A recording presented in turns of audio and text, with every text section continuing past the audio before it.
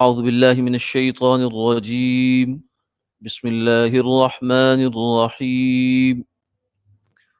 الحمد لله رب العالمين الرحمن الرحيم مالك يوم الدين إياك نعبد وإياك نستعين اهدنا الصراط المستقيم صراط الذين أنعمت عليهم غير المغضوب عليهم ولا الضالين. آمین. ترجمہ: سب تعریفیں اللہ کے لیے ہیں جو ہے پالنے والا سارے جہان کا، بے حد مہربان، نہایت رحم والا، مالک روز جزا کا۔ تیری ہی ہم بندگی کرتے ہیں اور تجھ ہی سے مدد چاہتے ہیں۔ بتا ہم کو راہ سیدھی، راہ ان لوگوں کی فضل فرمایا تو نے جن پر، نہ ان کی غصہ کیا گیا جن پر اور نہ گمراہوں کی۔ آواز نہیں آ رہی؟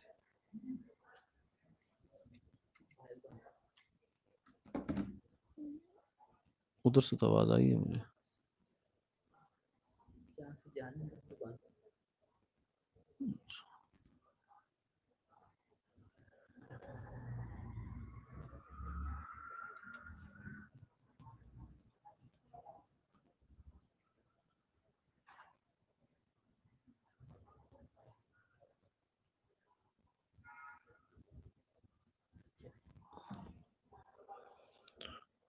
سورہ فاتحہ کا ترجمہ ہے: سب تعریفیں اللہ کے لیے ہیں جو ہے پالنے والا سارے جہان کا۔ یہ ترجمہ ذہن میں رہے کہ یہ لفظی ترجمہ ہے۔ با محاورہ ترجمہ اگر آپ نے دیکھنا ہو تو وہ مختلف تراجم میں آج کل آسان ترجمہ قرآن بھی ہے مفتی تقی عثمانی صاحب دامت برکاتہم العالیہ کا، لیکن درسی مقاصد کے لیے جو ترجمہ ہوتا ہے وہ لفظی بہتر ہوتا ہے، تاکہ پڑھنے والوں کو یہ اندازہ ہو کہ ہم کس لفظ کا ترجمہ پڑھ رہے ہیں۔ تو اس لیے یہاں اس تفسیر میں اس کو ہمارے یہاں کورس میں رکھنے کی وجہ بھی یہی ہے کہ یہاں یہ خاص طور سے کورس کے لیے ڈیزائن کیا گیا ہے یہ تفسیر۔ تو اس لیے ہر لفظ کے نیچے ہی اس کا ترجمہ گویا کہ آ رہا ہے۔ الحمد، سب تعریفیں، للہ، اللہ کے لیے ہیں، رب العالمین، جو ہے پالنے والا سارے جہان کا۔ رب پالنے والا، العالمین جی وہ نیچے نیچے لکھا ہوا ہے، ہاں یہ بے حد، الرحمن بے حد مہربان، الرحیم نہایت رحم والا، مالک یوم الدین مالک روز جزا کا۔ مالک یوم روز یعنی دن، الدین جزا، مالک روز جزا کا، یعنی بالکل ٹھیٹھ لفظی ترجمہ ہے یہ۔ ہم بندگی تیری ہی، ایاکا تیری ہی، نعبدو ہم بندگی کرتے ہیں، و ایاکا واو کا مطلب اور، ایاکا تجھ ہی سے، نستعین ہم مدد چاہتے ہیں، بتا ہم کو راہ سیدھی، اہدنا بتا، اہدی دکھا، نہ ہم کو، الصراط راستہ، المستقیم سیدھا، بتا ہم کو راہ سیدھی، ہمیں سیدھا راہ دکھائیے۔ صراط الذین، صراط مطلب ہم نے پڑھ لیا راستہ، الذین وہ لوگ جو، جن لوگوں کا، ان لوگوں کی راہ فضل فرمایا، انعمتا فضل فرمایا تو نے، علیہم جن پر، نہ ان کی غیر کا مطلب نہیں، نہ ان کی غصہ، المغضوبی علیہم غصہ کیا گیا جن پر، ولضالین اور نہ گمراہوں کی، واو اور لا نہیں، نہ الضالین گمراہ لوگ۔ اس میں اب تفسیر جو ہے یہ ہم نیچے دیکھیں گے، اس کو ہم کتاب سے ہی پڑھیں گے۔ تفسیر میں ہے سب تعریفیں، الحمد سب تعریفیں، آگے اس کا تفسیر ہے عمدہ سے عمدہ، اول سے آخر تک جو ہوئی ہیں اور جو ہوں گی اللہ ہی کے لائق ہیں۔ یعنی اس کائنات میں از اول تا آخر جس نے جس کی بھی جو بھی تعریف کی ہے، چاہے کسی کھانے کی، چاہے پینے کی، چاہے پہاڑ کی، ندی نالے آبشار کی، کسی خوبصورت منظر کی، کسی پرندے کی، چرند کی، حیوان کی، درندے کی، کسی کی بھی تعریف کسی نے آج تک کی ہے، تو وہ اصل میں تعریف کس کی ہے؟ اللہ ہی کی ہے، کیونکہ ہر نعمت اور ہر چیز کا پیدا کرنے والا اور عطا کرنے والا وہی ہے، خواہ بلا واسطہ عطا فرمائے، ڈائریکٹ عطا فرمائے، یا بالواسطہ انڈائریکٹ۔ جیسے دھوپ کی وجہ سے اگر کسی کو حرارت یا روشنی حاصل ہوتی ہے تو اصل میں سورج کا فیض ہے، لیکن خود سورج اللہ تعالیٰ کا پیدا کیا ہوا ہے۔ اگر آپ کہتے ہیں کہ دیکھیں سورج کتنی بڑی کیسی خوبصورت یہ کیسی ضروری چیز ہے، اور آپ سورج کی تعریف کرتے ہیں، تو دراصل یہ اللہ تعالیٰ کی تعریف ہے جو اس کا پیدا کرنے والا ہے۔ کیونکہ ہم کسی کے اگر فن پارے کی تعریف کرتے ہیں، کسی نمونے کی تعریف کرتے ہیں، آرٹ کے نمونے کی، تو اصل میں بنانے والے کی، تخلیق کار کی تعریف ہوتی ہے، لیکن خود سورج اللہ تعالیٰ کا پیدا کیا ہوا ہے۔ اور پھر یہی نہیں بلکہ وہ تو ایسا ہے جو پیدا کرنے کے بعد سارے عالم کی، خواہ وہ عالم جن ہو یا انسان ہو، عالم حیوانات ہو، عالم نباتات، یعنی گویا کہ سب یہ الگ الگ جہان ہی ہے ایک طرح سے۔ انسانوں کا جہان ہے، انسانوں کی اپنی دنیا ہے، جنات کی اپنی دنیا ہے، جانوروں کی اپنی دنیا ہے، نباتات جو بوٹیاں ہیں، جڑی اور درخت ہیں، پودے ہیں، یا جمادات وہ چیزیں جن میں حس و حرکت نہیں ہوتی، جیسے پتھر ہیں، ان کی اپنی دنیا ہے۔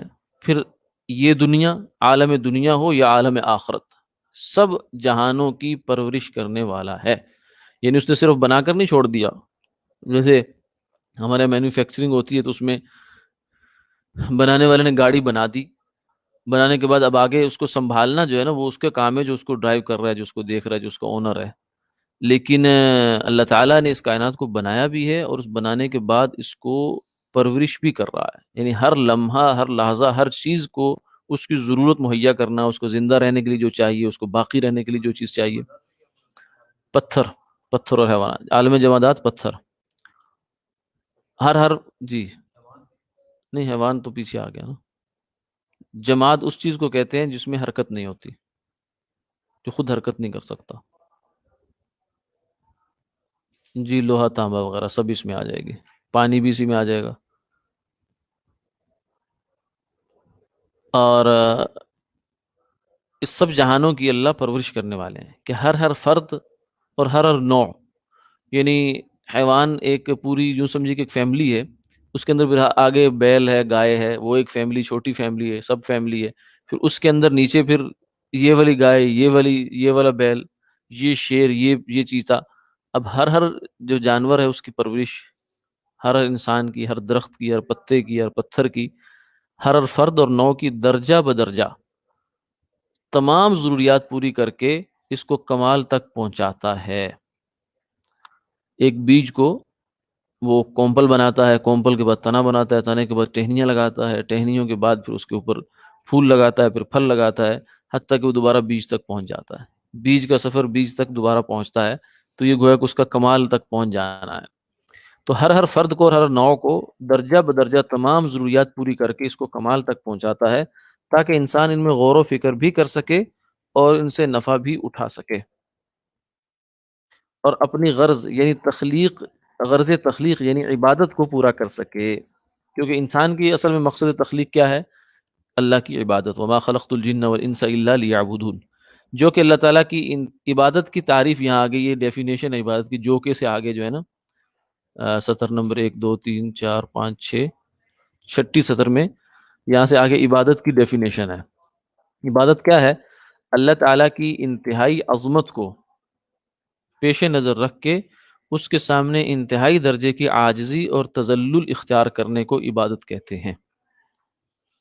یہ تعریف ہو گئی کہ آگے اس کی تھوڑی تفصیل ہوگی کہ آدمی اس کے سامنے اپنی جان، اپنے مال اور اپنی عزت سب کچھ پیش کر دے، یہ عبادت ہے۔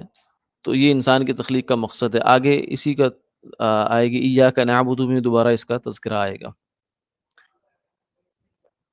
اور اللہ تعالیٰ نے یہ سارا نظام ربوبیت و پرورش اس لیے بنایا ہے کہ وہ بے حد مہربان ہے۔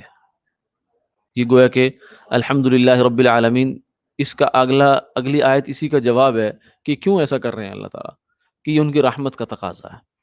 وہ بے حد مہربان ہے۔ دنیا میں کافر اور مسلمان سب انسانوں کو اپنی عبادت گزاری کے اسباب دکھاتے ہیں اور مہیا کرتے ہیں کہ میری عبادت کرو۔ پھر جو لوگ اس کی عبادت گزاری کرتے ہیں، یعنی اس کو پہچانتے ہیں کہ اللہ ہمارا خالق ہے، مالک ہے، رازق ہے، اور پھر اس کی عبادت کرتے ہیں اور اس کے رسولوں کی ہدایت کے ذریعے آئی ہوئی ہدایت پر عمل کرتے ہیں، ان لوگوں پر وہ آخرت میں بھی نہایت رحم کرنے والا ہے۔ الرحمن دنیا کی رحمت مراد ہے یہاں، الرحیم آخرت کی رحمت ہے۔ رحمان میں کافر مسلمان سبھی کو مل گئی رحمت، لیکن رحیم والی جو رحمت ہے وہ صرف مسلمانوں کو ملے گی، فرما برداروں کو، جو نافرمان ہیں ان کے لیے نہیں ہے، وہاں تو پھر جہنم ہے ان کے لیے۔ لیکن کون عبادت گزاری کرتا ہے اور کون نہیں، اس کے علی الاعلان فیصلہ کے لیے اس نے ایک دن مقرر کر رکھا ہے۔ یعنی یہ بھی نہیں ہے کہ اس نے بنا دی کائنات اور اس کو بیکار چھوڑ دیا، جو مرضی جو جیسا کرتا رہے، نہیں، بلکہ فرمایا فحسبتم انما خلقناکم عبثا وانکم الینا لا ترجعون، اے انسانوں کیا تمہارا خیال ہے کہ ہم نے تمہیں بیکار پیدا کیا اور تمہیں پلٹ کر ہماری طرف نہیں آنا؟ ایسی بات نہیں ہے۔ ایحسب الانسان ان یترک سدی، کہ انسان کو گمان ہے کہ بیکار ہے، ایسا نہیں ہے، بلکہ یہ سب کچھ اللہ نے ایک آزمائش کے لیے کائنات بنائی۔ الذی خلق الموت والحیات لیبلوکم ایکم احسن عملا، کون اچھا عمل کرتا ہے یہ آزمانے کے لیے۔ تو وہ اس نے پھر ایک دن رکھا ہے، لیکن کون عبادت گزاری کرتا ہے اور کون نہیں کرتا، اس کے لیے علی الاعلان فیصلہ کے لیے اس نے ایک دن مقرر کر رکھا ہے، اور اصل میں جزا کا دن وہی ہے۔ دنیا میں جزا کی اصل جگہ نہیں ہے، دنیا کے اندر اتنی استعداد نہیں ہے، اتنی کیپیسٹی نہیں ہے دنیا کی کہ یہ یہاں نہ عذاب کو اٹھا سکتی ہے نہ ثواب کو اٹھا سکتی ہے۔ ایک نیکی کا بھی اجر اس دنیا میں نہیں آ سکتا، دنیا کا ظرف بہت چھوٹا ہے۔ اور اسی طریقے سے جو جہنم کا ایک قطرہ ہے، وہاں کے کھولتے ہوئے پانی کا، یا وہاں کا ایک جو انگارہ ہے، وہ بھی اس دنیا میں نہیں آ سکتا۔ یہاں کا سارا نظام سسٹم درہم برہم ہو جائے اگر وہ آ جائے۔ ایک سانپ جو ہے وہ آخرت کا، جو اس کو ڈستا ہے بے نمازی کو یا کسی کو، تو اس کو اگر پھونکار مار دے اس زمین پر، تو اس سے تو سارا سبزہ جل کے راکھ ہو جائے، تو باقی جہنم تو بہت آگے کی چیز ہے۔ تو اس لیے دنیا میں جزا و سزا ہو نہیں سکتی۔ دنیا دار الامتحان ہے۔ امتحان میں اصل یہ ہوتا ہے کہ ہلکی پھلکی وائلیشن جو کر رہا ہوتا ہے امتحان کی، اس کو تو روک دیا جاتا ہے، لیکن غلط کرنے والے کو، صحیح کرنے والے کو دنیا میں نہیں پکڑا جاتا۔ یہ امتحان کی مطلب وہ تقاضا ہے۔ لیکن اس کے لیے پھر ایک دن رکھا ہے اس نے فیصلے کا، جو کہ جزا کا دن ہے، اور وہ اس دن کا مالک ہے۔ آگے فرمایا جب بندوں نے اللہ تعالیٰ کی ذات اور مذکورہ صفات کو جان لیا کہ اللہ ہیں، اور پھر وہ ہمارے پیدا کرنے والے ہیں، وہ انتہائی رحیم ہیں، وہ انہوں نے یہ دنیا بنائی ہے آزمائش کے لیے، پھر اس کا اس نے آگے جا کر ہمیں بدلہ دینا ہے۔ جب یہ بات انسان کو معلوم ہو جائے اور یہ بھی جان لیا کہ ان کی غرض تخلیق اپنے رب کی عبادت ہے، اور بندے سراپا عاجز ہیں، یعنی بندہ بیچارہ تو اپنے اوپر جب غور کرتا ہے تو دیکھتا ہے کہ میں تو بہت ہی نادار، بہت ہی کمزور، بہت ہی ضعیف ہوں، جو دنیاوی پرورش کی طرح روحانی پرورش میں بھی اللہ تعالیٰ کے محتاج ہیں۔ تو اب ان کو چاہیے کہ وہ اپنی احتیاج کو سمجھتے ہوئے اللہ تعالیٰ کے حضور یوں گزارش کریں کہ اے ہمارے رب، ہم نے اپنی غرض تخلیق کو پہچان لیا، ہمیں تم نے کیوں پیدا کیا، مقصد تخلیق ہمارا کیا ہے، یہ ہمیں پتہ چل گیا، اور اس کے موافق اب مقصد تخلیق کا پتہ چلا، وما خلقت الجن والانس الا لیعبدون، کہ یہ سارا کچھ کارخانہ جو آپ نے سجایا ہے اس لیے ہے تاکہ ہم آپ کی عبادت کریں۔ اور عبادت کا مطلب کیا ہے؟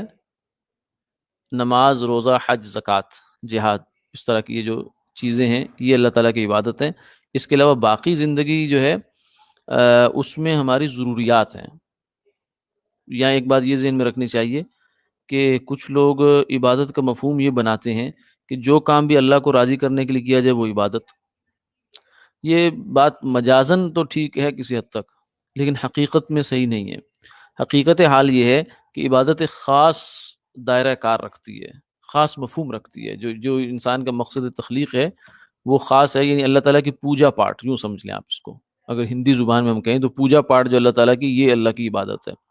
اس کے علاوہ جو ہم کام کرتے ہیں اپنی ملازمت ایمانداری سے کرنا، تجارت ایمانداری سے کرنا، اس میں شریعت کے احکامات کا خیال رکھنا، رشتہ داروں کے ساتھ اچھا سلوک کرنا، اس میں شریعت کے احکامات کا خیال رکھنا، یہ عبادت نہیں ہے، یہ اطاعت ہے، اللہ کی فرما برداری ہے، اس پر ثواب ملے گا۔ نیت اچھی ہوگی تو بہت زیادہ فائدہ بھی ہوگا، ثواب بھی ہوگا، لیکن اگر نیت اچھی نہیں بھی ہے تو ٹھیک ہے، اطاعت و فرما برداری تو ہے، مسلمان کو اس کو بہر ثواب ملے گا، کافر کو اس کا ثواب بھی نہیں ملے گا، تو وہ اطاعت ہے، یعنی نیک کام ہے، اچھا کام ہے، لیکن عبادت ایک خاص چیز ہے۔ انسان کا مقصد تخلیق وہ عبادت ہے، باقی سب اس عبادت کو سپورٹ کرنے کے لیے، عبادت کو آسان کرنے کے لیے اللہ نے ایک نظام دیا ہوا ہے کہ دنیا میں اگر پیٹ لگا دیا ساتھ اس کے انسان کے، اگر پیٹ میں کچھ ہوگا تو عبادت کے لیے کھڑا ہو سکے گا، جسم پہ کپڑے ہوں گے تو نماز پڑھ سکتا ہے، پانی ہوگا وضو کے لیے تو طہارت کر سکتا ہے، اسی طریقے سے جو اس کے بیوی بچے ہیں اس کے لیے بھی معاش کا کوئی نظم ہوگا تو وہ یکسوئی کے ساتھ اللہ کی عبادت کر سکتا ہے، پھر معاشرے میں امن و امان ہوگا تو انسان اللہ کی عبادت کر سکتا ہے، صورتحال معاشرے میں خراب ہو تو عبادات بھی متاثر ہو جاتی ہیں آدمی کی، تو باقی سارا سسٹم جو ہے یہ عبادت کو سپورٹ کرنے کے لیے، اصل میں عبادت مقصود ہے انسان کی۔ تو اس لیے فرمایا کہ ہم تیری ہی عبادت کرتے ہیں، اور عبادت صرف اللہ کی ہے۔ اطاعت جو ہے وہ تو والدین کی بھی ہوتی ہے، استاذ کی بھی ہوتی ہے، شیخ کی بھی ہوتی ہے، اور اطاعت مختلف ہو سکتی ہے، لیکن عبادت صرف اللہ کی ہوگی، وہ کسی غیر کی نہیں ہو سکتی۔ ہم تیری ہی عبادت کرتے ہیں، اور نہ صرف اس پر قائم رہنے کے لیے بلکہ ہر کام میں، یعنی یا اللہ یہ عبادت ہم تیری ہی کرتے رہیں سدا، اس میں بھی ہمیں تیری مدد چاہیے، ہماری اپنی کوئی کمال نہیں ہے کہ ہم کچھ کر سکیں، اور نہ صرف یہ کہ عبادت بلکہ ہماری معاشرت، ہماری معاش، ہمارا ہر لمحہ زندگی کا، اس میں ہمیں آپ کی مدد چاہیے، تجھی سے مدد چاہتے ہیں، لہذا ہم کو سیدھی راہ بتلا۔ یہ مدد کس چیز میں ہوگی؟ تعاون بھی ہوگا، عملی تعاون بھی ہے، اور دوسرا یہ فکری تعاون بھی ہے، اللہ تعالیٰ سے مانگا جا رہا ہے کہ یا اللہ ہمیں صحیح درست فیصلے کرنے کی توفیق عطا فرما۔ صراط مستقیم کہتے ہیں سیدھے راستے کو، اور سیدھا راستہ وہ ہوتا ہے جو انسان کو منزل تک پہنچا دے۔ تو سیدھا راستہ عقیدے میں بھی ہے، سیدھا راستہ عبادات میں بھی ہے، سیدھا راستہ ہماری معاشرت میں بھی ہے، سیدھا راستہ ہمارے معاملات میں بھی ہے، سیدھا راستہ ہمارے اخلاقیات کے اندر بھی ہے، یعنی زندگی کے ہر شعبے میں غلط صحیح دونوں طرح کے کام ہیں۔ عقیدوں کے اندر غلط عقیدے بھی ہیں، شرک کا عقیدہ بھی ہے، توحید کا عقیدہ بھی ہے، سنت کا عقیدہ بھی ہے، بدعت کا عقیدہ بھی ہے، تو ہم اللہ سے یہ مانگتے ہیں کہ یا اللہ یہ عقیدے کے میدان میں ہمیں توحید کا عقیدہ نصیب فرما دے، سنت والا عمل نصیب فرما دے، اور باقی جتنے بھی عقائد ہیں وہ سب صحیح عقیدے، وہ سب صراط مستقیم ہے، اور جو غلط عقیدے ہیں یہ سب بھٹکا ہوا راستہ ہیں۔ اسی طریقے سے عبادات کے اندر صحیح طریقہ عبادت ہے جو مسلمانوں کا ہے، اہل حق کا ہے، جو غلط طریقہ عبادت ہے جیسے پوجا پاٹ ہے، اس کی بتوں کی عبادت ہے، آگ کی، سورج کی پوجا کرنے والے لوگ دنیا میں بہت سارے ہیں، پیغمبروں کی اور نیک لوگوں کی پوجا کرنے والے بہت سارے لوگ ہیں، تو یہ عبادت میں غلط راستہ ہے۔ عبادت میں صحیح راستہ یہ ہے کہ اللہ تعالیٰ ہی کی عبادت کی جائے۔ اسی طریقے سے ہماری آگے معاشرت کی لائن ہے، تو معاشرت کی لائن میں حقوق ہیں، بیوی کا حق ہے، والدین کے حق ہیں، پڑوسی کا حق ہے، اپنے ساتھی کا حق ہے، اور امتی ہونے کے اعتبار سے امتی پر کچھ حق ہیں، تو یہ حقوق بھی صحیح طریقے سے ادا ہو جائیں، یہ سیدھا راستہ ہوگا۔ اگر ان میں کوتاہی ہے، غلط طریقے سے انسان چل رہا ہے تو یہ گمراہی کا راستہ ہے۔ اسی طریقے سے آپ آگے بڑھ جائیں تو ہماری جو معاش ہے، کاروبار میں ہم بیٹھے ہوئے ہیں، ملازمت کی کرسی پہ بیٹھے ہوئے ہیں، یا اور کوئی خدمت ہمارے ذمہ اللہ نے لگا رکھی ہے، اپنی صنعت و تجارت تو حرفت کی اس پہ ہیں، دائرے کے اندر کام کر رہے ہیں، تو وہاں بھی سیدھا راستہ بھی ہے، غلط راستہ بھی ہے، ہر جگہ پر یوں سمجھے کہ صراط مستقیم ہمارے ہر سانس کے پاس سے گزرتی ہے۔ تاجر اگر دکان پہ بیٹھ کر سچ بول رہا ہے، ملاوٹ نہیں کر رہا، جھوٹ نہیں بول رہا، سود نہیں لے رہا، رشوت نہیں دے رہا، اور اس کے علاوہ جو ہے وہ اپنے جو ٹرانزیکشنز ہیں، اس کی جو معاملات ہیں، عقود ہیں، ان کے اندر شریعت کے احکامات کو سامنے رکھ کے چل رہا ہے، تو یہ سیدھا راستہ ہے۔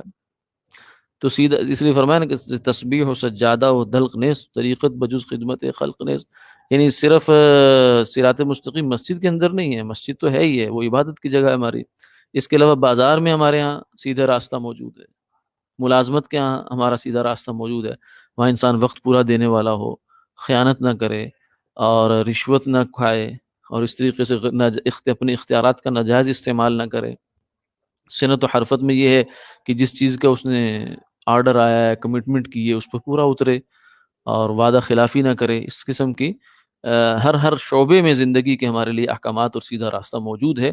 اس سے آپ اندازہ لگا سکتے ہیں کہ ہمیں سیدھا راستے کی کتنی ضرورت ہے۔ کچھ لوگ یہ سمجھتے ہیں، عام طور سے سمجھا جاتا ہے کہ سیدھا راستہ بس یہ ہوگا نا، اسلام مل گیا ہمیں، ہم مسلمان ہو گئے، مسلمانوں کے گھر میں پیدا ہو گئے، یا بائی چانس ہے، بائی چوائس ہم مسلمان ہو گئے تو سیدھا راستہ مل گیا۔ تو اتنا کافی نہیں ہے، سیدھا راستہ ہمیں موت تک چاہیے، ہر سانس میں چاہیے، ہر لمحے میں چاہیے۔ اس لیے سورہ فاتحہ جو ہے پوری قرآن پاک کا یوں سمجھے دیباچہ اور خلاصہ ہے، اور اس میں شروع میں تمہیدی بات ہے، جو مقصودی بات ہے وہ اہدنا الصراط المستقیم ہے، اے اللہ ہمیں سیدھا راستہ دکھا دے۔ تو نماز کی کم سے کم فرض جو ہیں وہ 17 رکعتیں ہیں، پھر ان میں سے بھی ہر رکعت میں ہی یوں سمجھے تو سورہ فاتحہ ہم سے پڑھوانے کا مطالبہ کیا گیا۔ پھر اگر نوافل اور سنتیں آپ ساتھ ملا لیں تو اور زیادہ بڑھ جاتی ہیں۔ پھر اس کے علاوہ جو نوافل اشراق کے ہیں، چاشت کے ہیں، پھر اوابین کے ہیں، پھر تہجد کے ہیں، تو ان نوافل کو شامل کریں تو بہت زیادہ بن جاتا ہے، رکعات بن جاتی ہے دن میں۔ تو جتنی رکعتیں بھی ہم پڑھتے ہیں اس کے اندر ہم سے سورہ فاتحہ پڑھنے کا مطالبہ ہے، بشرطے کہ ہم امام کے پیچھے نہ ہوں، کیونکہ امام کے پیچھے ہوں تو پھر وہ امام کی قرات ہی ہماری قرات ہے، پھر ہمیں الگ سے پڑھنے کی ضرورت نہیں ہے۔ تو اس سے ہم سمجھ سکتے ہیں کہ کس حد تک ضروری یہ دعا کی ہمیں احتیاج ہے اور ضرورت ہے کہ ہم قدم قدم پر اللہ سے سیدھا راستہ مانگنا چاہیے، مانگتے رہنا چاہیے۔ تو اس لیے فرمایا، اے اللہ ہمیں سیدھی راہ دکھا اور اس پر قائم بھی رکھ، اہدنا الصراط المستقیم۔ وآخر دعوانا الحمد للہ رب العالمین۔ کچھ سوال ہو تو فرما لیں، باقی انشاءاللہ حصہ کل کی نشست میں پورا کیا جائے گا۔ جی وعلیکم السلام، فرمائیے۔ جی جی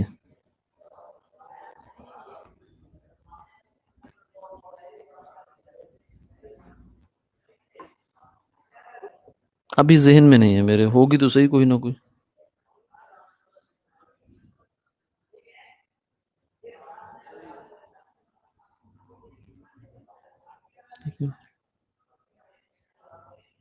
جی جی، وہ بھی ٹھیک ہے۔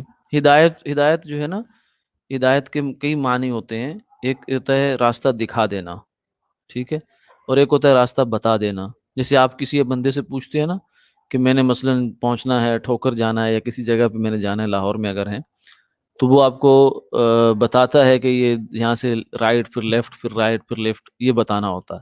اور ایک ہے کہ آپ کو وہ راستہ پر جا کر دکھا دیتا ہے کہ یہ راستہ ہے، وہ سامنے تمہاری منزل ہے۔ اور تیسری صورت یہ ہوتی ہے کہ وہ آپ کو ساتھ لے کر چل پڑتا ہے کہ چلو میں نے بھی ادھر ہی جانا ہے، تو میں تمہیں منزل تک پہنچا کے آ جاتا ہوں۔ تو یہ تینوں ہی درجے ہو سکتے ہیں۔ اس میں جو تیسری درجہ ہوتا ہے اس میں گمراہی کے امکانات کم ہو جاتے ہیں، کیونکہ راستے میں ہو سکتا ہے پھر بھی کوئی نہ کوئی مسئلہ آ جائے۔ منزل ہم نے دیکھنے کو دیکھ تو لی، جیسے ایک پہاڑ پہ ہم کھڑے ہوتے ہیں تو رات کا وقت ہو یا دن کا وقت ہوتا ہے تو ہم پوچھتے ہیں جی ہم نے فلاں جگہ جانا ہے، تو وہ کہتے ہیں پہاڑ پہ کھڑے ہو کے کہتے ہیں وہ سامنے جو آپ کو نشان نظر آ رہا ہے وہ آپ کی جگہ ہے، وہ فلاں گاؤں ہے۔ لیکن پھر بھی آدمی بسا اوقات ڈی ٹریک ہو جاتا ہے۔ تو منزل دیکھنے کے باوجود بھی راستے میں پریشانی آ سکتی ہے۔ تو اس لیے ہدایت جب اللہ سے مانگے تو پھر اعلیٰ درجے پہ مانگے کہ یا اللہ قدم قدم پہ ہمارے ساتھ ہو جا۔ ڈی ٹریک، ہاں، یعنی راستہ گمراہ ہو جاتا، راستہ بھول جاتا آدمی۔ جی آپ فرما رہے تھے کچھ؟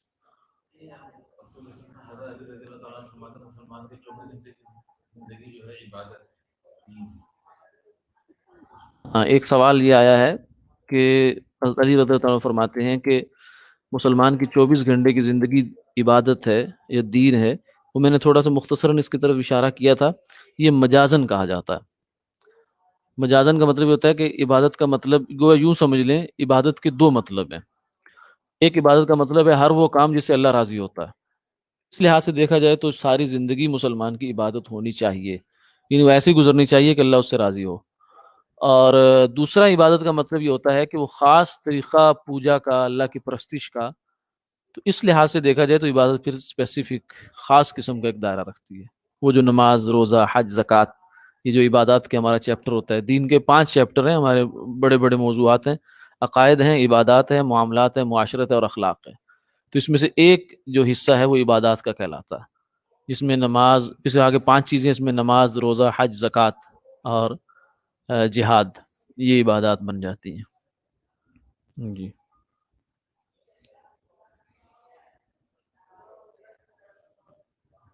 کس سے؟ نہیں، عبادت یہی تو کہا نا کہ اصل عبادت وہ نہیں ہے، اصل عبادت وہ ہے جو نماز روزہ ہے، باقی سب نیک کام ہے، دین کا کام ہے۔ جی بالکل ضروری ہے، اس کا فرق رکھنا ضروری ہے کہ اصل عبادت یہ ہے، جو مقصد تخلیق ہے وہ یہ والا حصہ ہے، باقی تو اس کی ضروریات ہیں۔